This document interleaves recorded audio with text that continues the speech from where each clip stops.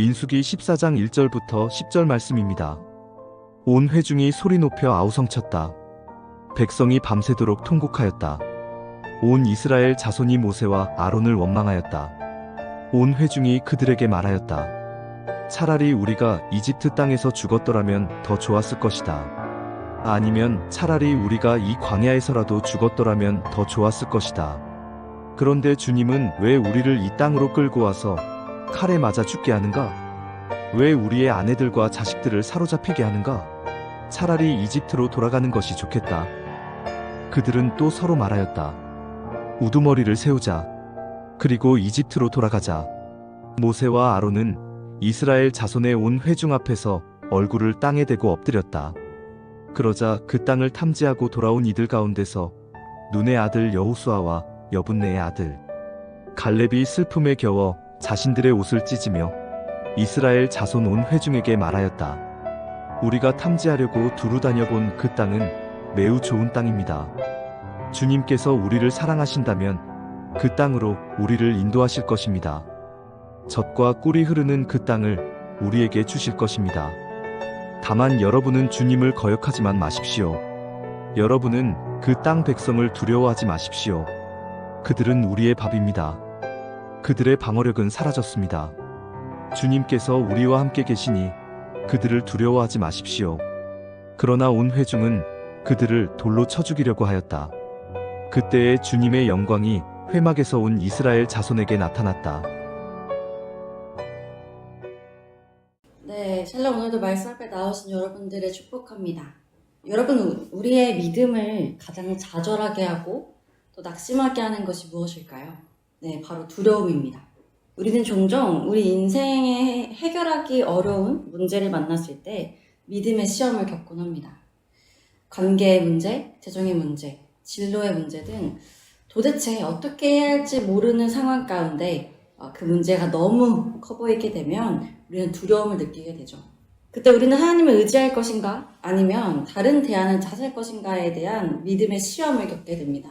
여러분은 어떠한 태도로 그 두려움에 맞서고 계신가요?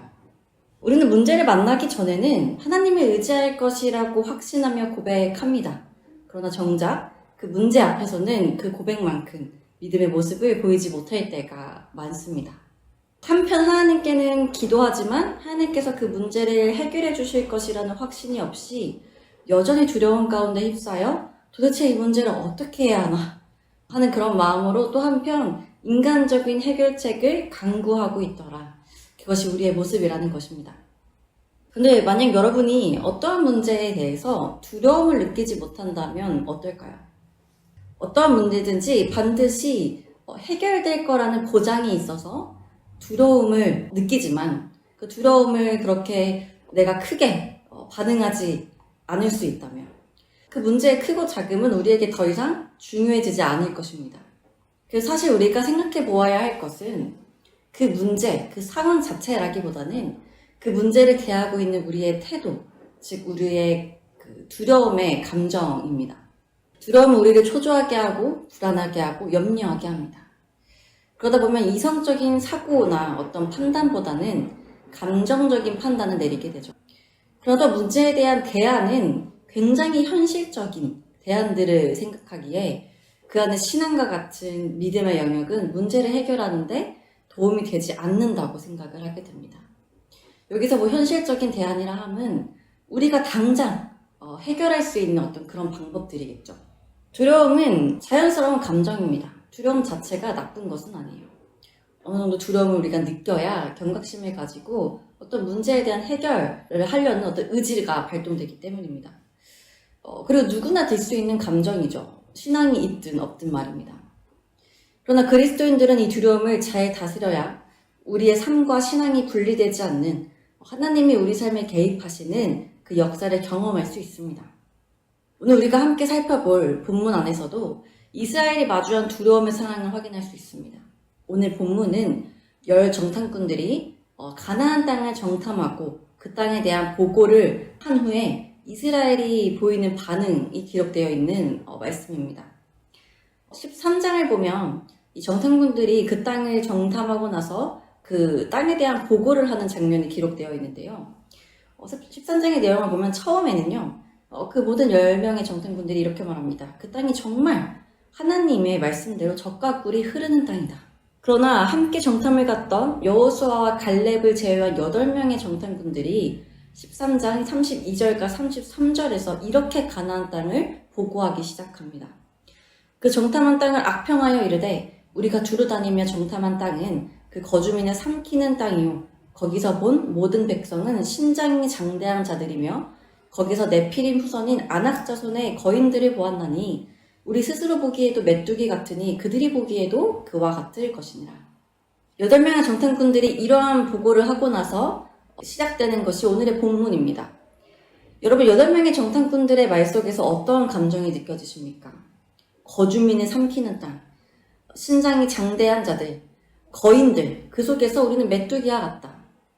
8명의 정탐꾼들은 젖과 꿀이 흐르는 가나안 땅에 대한 소망보다는 그 땅에 살고 있던 이방인들의 모습에, 그 가나안 족속들의 모습에 두려움을 느끼게 되었습니다. 왜냐하면 그 젖과 꿀이 흐르는 땅을 취하기 위해서는 그들과 싸워야 했기 때문입니다. 그들의 모습은 싸워보기도 전에 정탐꾼들의 사기를 꺾어버릴 만큼 굉장히 위협적으로 다가왔던 것이죠. 정탐꾼들의 이러한 두려움은 이들의 보고를 통해 이스라엘 백성들에게도 전염되기 시작합니다. 본문을 함께 볼까요? 백성들이 밤새도록 통곡하며 모세와 아론을 원망했다고 기록되어 있습니다. 이들이 원망한 내용이 무엇입니까? 자신들이 죽게 생겼다는 것입니다. 3절, 자신들이 들어갈 땅, 그 가나안 땅에 들어가면 칼에 쓰러지고 자신들의 아내와 자식들이 다 사로잡힐 것이라고 말하고 있습니다. 이들의 두려움이 얼마나 컸던지 제대로 된 사고를 하지 못하기 시작합니다. 3절, 애굽으로 돌아가는 것이 낫지 아니하랴. 이에 한 지휘관을 세우고 애굽으로 돌아가자 하매. 여러분, 애굽이 어떠한 곳입니까? 이들이 400년간 노예 생활을 했던 곳입니다. 그 노예 생활의 고달픔을 이기지 못해 하나님께 부르짖었던 곳입니다.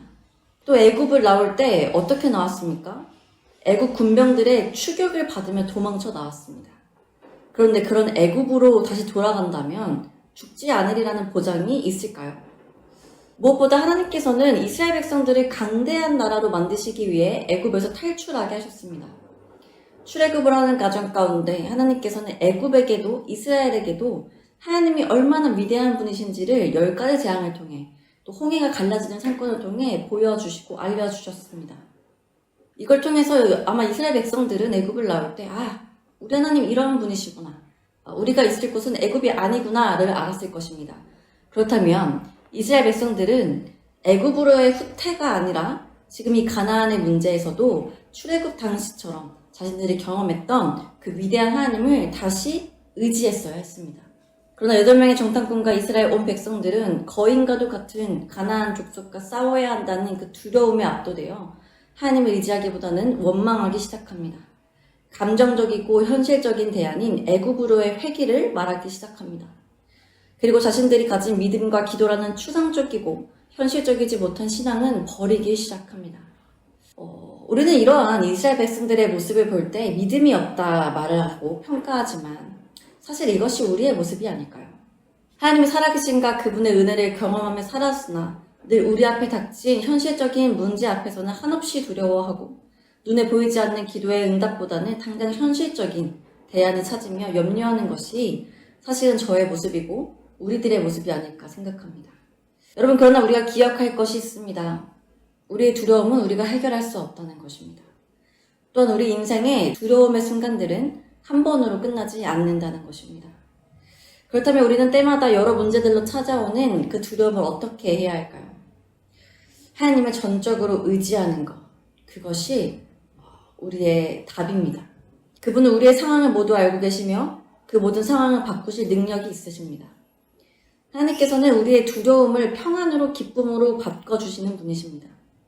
두려움의 순간 우리가 믿는 하나님께서 아무런 힘이 없다고 생각하지 마십시오. 여러 현실적인 대안들을 내려놓고 겸손히 그분 앞에 기도하십시오. 여러분 안에 있는 그 두려운 마음을 그분 앞에 내려놓으십시오. 그분 안에서 답을 찾으십시오. 이스라엘 백성들이 그토록 두려워 울었던 가나안 족속을 결국 하나님께서는 이기게 하셨고 그 가나안 땅을 취하게 하셨습니다. 두려움 넘어 하나님을 바라볼 때 우리는 우리의 그 문제 넘어 우리를 향한 하나님의 은혜와 축복을 누리게 될 것입니다. 그런 사랑하는 여러분, 지금 어떠한 문제에서 두려워하고 계시든지, 또 어떠한 문제 가운데 울며 근심하고 계시든지 하나님 앞에 나아가십시오. 두렵고 떨리는 그 모습 그대로 그분 앞에 서십시오. 그분 앞에 그분 앞에 선 여러분들을 위해 하나님이 여러분과 함께 하실 것입니다.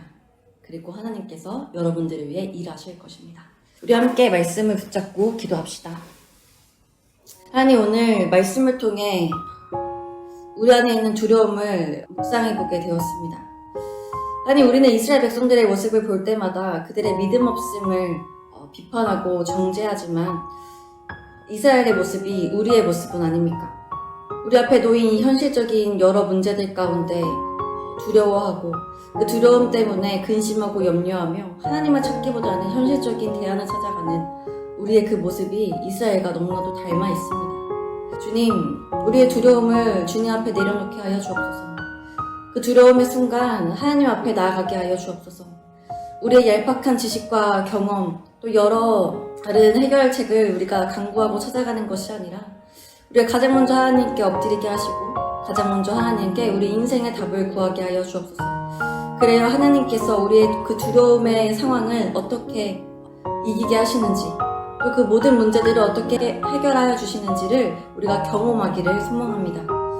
그런 경험들이 우리 안에 쌓일 때 우리가 언제든지 하나님을 찾는, 어떤 순간이든지 하나님을 찾는 그런 진정한 하나님의 백성으로 나아가게 될 줄 믿습니다. 하나님, 오늘 이 시간도 각자의 자리로 나아가며 근심하고 두려워하는 청년들이 있을 줄 압니다. 그들의 마음을 주님께서 위로하여 주시고 만져주시고, 또 그들이 하나님 앞에 기도할 때마다 속히 응답하시는, 그들의 신음에도 응답하시는 하나님을 경험하게 하여 주옵소서. 오늘 모든 말씀의 은혜 다시 한번 하나님께 감사드리며 예수님의 이름으로 기도드립니다. 아멘.